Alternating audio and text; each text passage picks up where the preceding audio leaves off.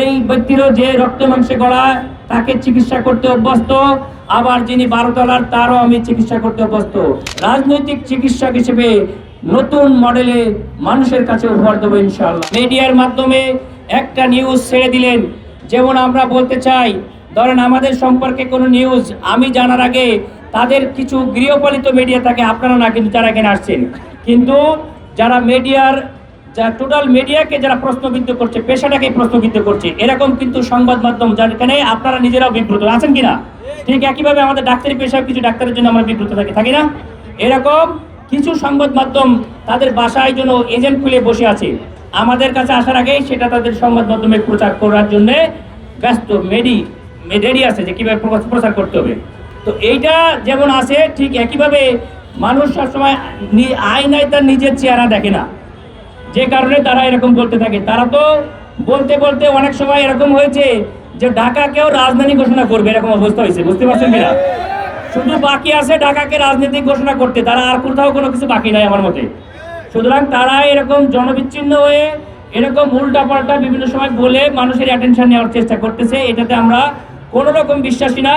বাংলাদেশ জামায়াত ইসলামী বিভিন্ন ইউনিভার্সিটিগুলোতে দেখেছেন সম্পূর্ণ স্বচ্ছভাবে এই রাষ্ট্রকে সহায়তার জন্য চেষ্টা করছে। যত জায়গায় মানুষকে আঘাত করা হয়েছে, আপনার সংবাদ মাধ্যম এই সংবাদ পরিবেশন করেছেন না করেন নাই? সেই সংবাদ মাধ্যমে কোন দল 91% এই আঘাত করেছে, চাঁদাবাজি করেছে, সন্ত্রাস করেছে, সেই সংবাদগুলো তো আপনাদের মাধ্যমে এসেছে না আমাদের মাধ্যমে এসেছে? কাদের মাধ্যমে এসেছে? আপনাদের মাধ্যমে তো।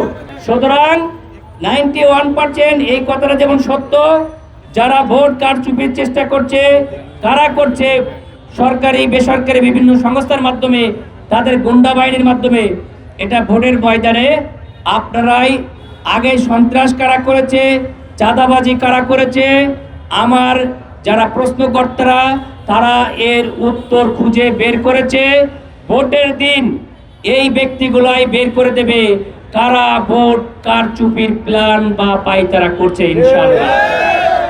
এরকম ব্যক্তি আছে, ধরেন সে নিজেই লড়তে পারে না, তাকে নেওয়ার জন্য হুইল চেয়ার লাগে। এখন এইরকম নেতা এবং যারা সব সময় সন্ত্রাস করে, চাঁদাবাজি করে, যার ধরেন গণমানুষের কাছে গেলে মাইর খাওয়ার সম্ভাবনা থাকে, আমাদের তো আর চুরি চেঁচামেচি এরকম অভ্যাস না, আমরা সবসময় মানুষের মধ্যে থাকি। এবং অলরেডি এই মিডিয়ার মাধ্যমে খুবই ক্লিয়ার আছে, বস্তিগুলোর এমন গলিতে আমি গিয়েছি যেখানে কোনো মেম্বার পর্যন্ত জীবনে যায় নাই। আমি সাধারণ মানুষও একজন মানুষ, এলিট মানুষ একজন মানুষ, এই ব্যক্তিরও যে রক্ত মাংসে গড়া তাকে চিকিৎসা করতে অভ্যস্ত, আবার যিনি 12 তলার তারও আমি চিকিৎসা করতে অভ্যস্ত। মানুষের এই যে সামাজিক ব্যাধি, হত্যা, সন্ত্রাস, বৈষম্য, এটা আমি একজন রাজনৈতিক চিকিৎসক হিসেবে নতুন মডেলে মানুষের কাছে উপহার দেবো ইনশাআল্লাহ। আসসালামু আলাইকুম।